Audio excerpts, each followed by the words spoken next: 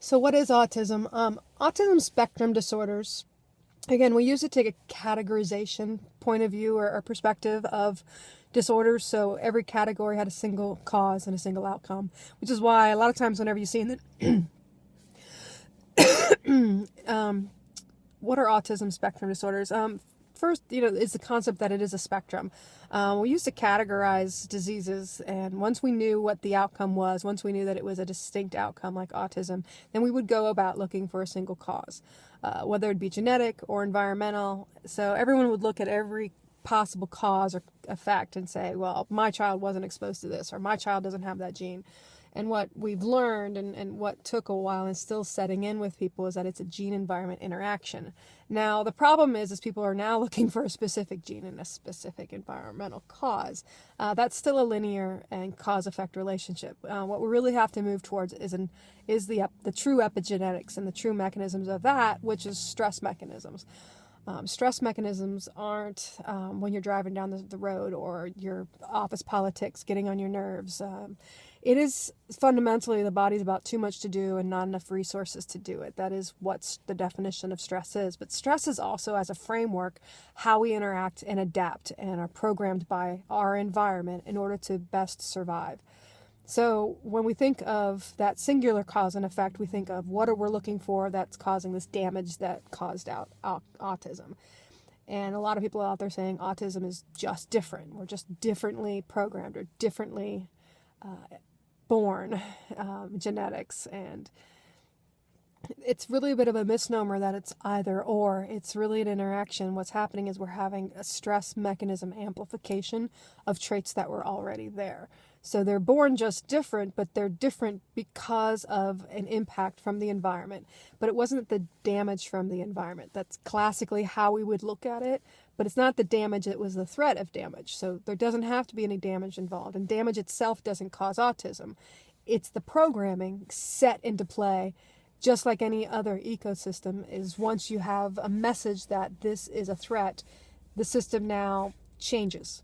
And so you have it, but it doesn't change organically. It doesn't change as if it's a new function. It changes a function of the system. So it's the system that's an amplified version of itself, which is why it's unique to every single individual. And yet we see a pattern of dysfunctions that we can clearly say are within the autism spectrum, because they're all stress amplified and stress compensations that happen within the body, whether that's from attention, whether it's rocking and stimming as soothing behaviors, excessive attention issues, over attention, under attention.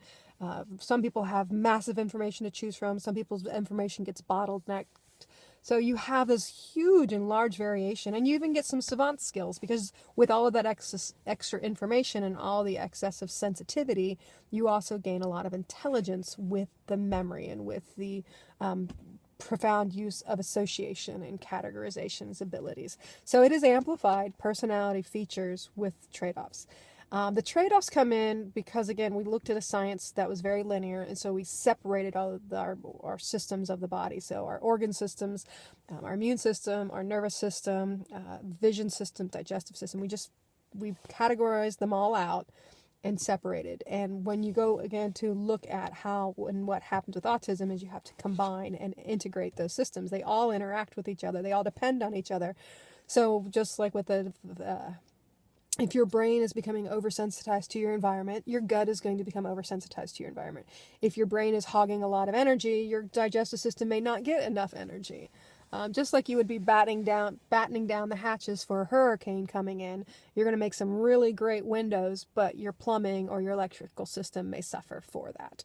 And that's the pattern we see in autism. That's all of the functions and dysfunctions.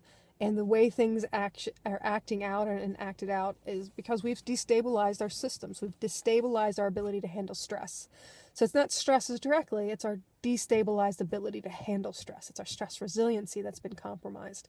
And then you get a second hit early in life or within the prenatal environment, and that's sort of the trigger.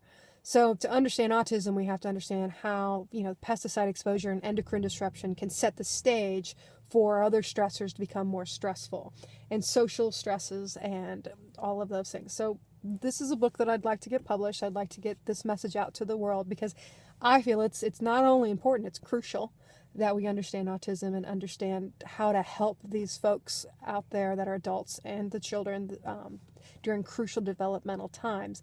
And to understand stress mechanisms is to understand why some respond well to the dietary interventions and some don't respond to the dietary interventions.